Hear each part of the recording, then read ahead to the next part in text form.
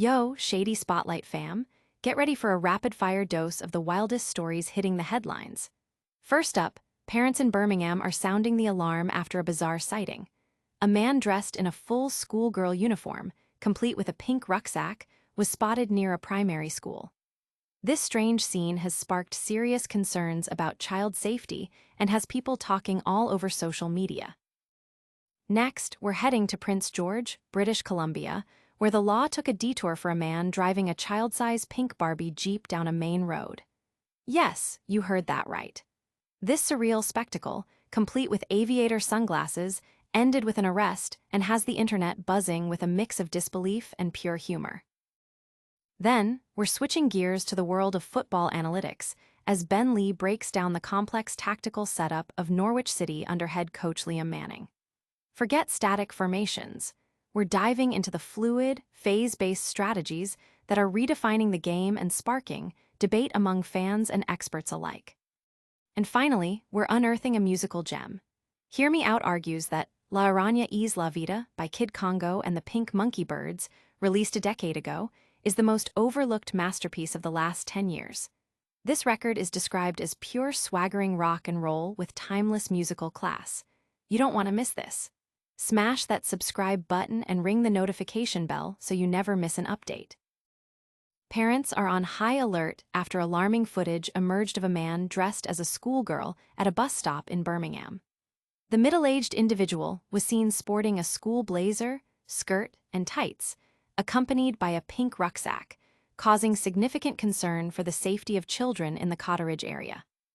This sighting near a primary school has ignited a firestorm of worried discussions among parents, who are questioning the man's weird behavior and its potential implications for local child welfare. The video, capturing the man smoking while in the uniform, has already garnered thousands of views online, amplifying the unease.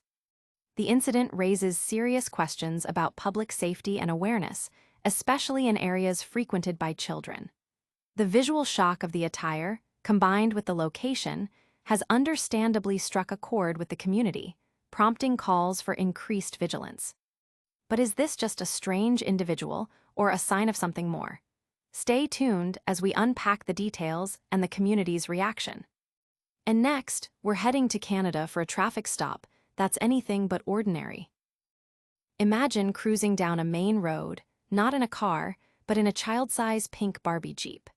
That's exactly what one man, Casper Lincoln, decided to do in Prince George, British Columbia, leading to a bizarre arrest that's taken the internet by storm. Amidst other notable events that day, the sight of Lincoln, sporting aviator sunglasses and navigating the streets in the tiny toy vehicle, quickly went viral. Witnesses captured photos and videos, sparking a wave of amusement and disbelief.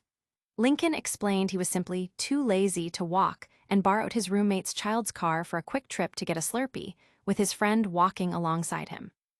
However, the novelty quickly turned serious as an unmarked police cruiser pulled him over. Despite onlookers questioning the necessity of an arrest for driving a toy car at a mere 3 miles per hour, police stated that driving an unlicensed motorized vehicle on a public road is against the law. Lincoln later admitted to blowing over the legal blood alcohol limit twice, leading to a DUI charge. Lawyers confirmed that even toy vehicles, if motorized, require a license and insurance, highlighting the public safety risk involved, especially on busy roads. This wild story is a reminder that even the smallest vehicles can lead to big trouble. But what happens when we dive deep into the strategy behind winning games? Next, we're analyzing the intricate tactics of Norwich City and head coach Liam Manning. Forget what you think you know about football formations.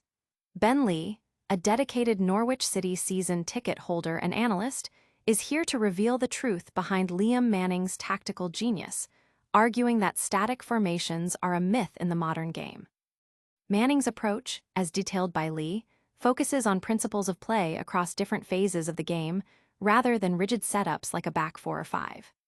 Fans have debated his formations, but Manning himself emphasizes fluidity, with his teams shifting structures seamlessly from deep build-up phases, often resembling a 4-2-5, to settled possession with a 3-2-5, and out of possession pressing in formations like a 4-4-2 or 4-1-3-2. Lee's analysis highlights how players' movements and countermovements are key to creating space and exploiting opponents, moving beyond simplistic paper formations to understand the dynamic game unfolding on the pitch. The analysis underscores that Manning's teams demonstrate a sophisticated understanding of positional play and transitions, often surprising observers who focus solely on base formations. This nuanced approach has led to confusion among those who try to pigeonhole his strategies, with Manning himself expressing bemusement at formation-based critiques. The core message is clear. To truly understand Norwich City's game, one must look at the game in motion, phase by phase, not just the lineup on a team sheet. This deep dive into football strategy shows how complex and dynamic the game can be. But sometimes, the most compelling stories are the ones that have been hiding in plain sight. And next, we're revisiting a rock album that's been called an overlooked masterpiece. Prepare to have your ears and your mind blown as we champion an album that's been unjustly neglected. La Araña Es La Vida by Kid Congo and the Pink Monkey Birds. Released in 2016, this record is hailed as the most overlooked masterpiece of the last decade, a true embodiment of swaggering, timeless rock and roll. Kid Congo Powers, a veteran of legendary bands like the Gun Club, the Cramps, and the Bad Seeds, crafted this album with his band, featuring Kiki Solis, Ron Miller, and Mark Cisneros.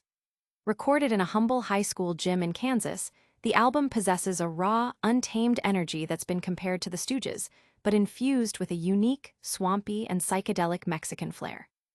It's described as Baroque music played by a punk band, filled with nuanced minimalism and a sound that creates its own strange, underground world. Despite its undeniable quality and coolness, La Araña Es La Vida was somewhat lost in the shuffle upon its release, perhaps a victim of an era where music was increasingly digitized and disconnected from the idea of a cohesive artistic statement. However, the article argues that the album's enduring power lies in its substance and its ability to transport listeners into a captivating sonic universe, filled with bizarre narratives and kaleidoscopic intoxication. It's not just a collection of songs. It's a subculture, a destination for endless revisits, and a true classic that deserves recognition nearly 10 years later. This album is a testament to enduring artistry, proving that great music can stand the test of time. But before we sign off, let's do a quick rewind of all the crazy stories we covered today. Get ready for the lightning round recap. And that's a wrap on another wild episode of Shady Spotlight.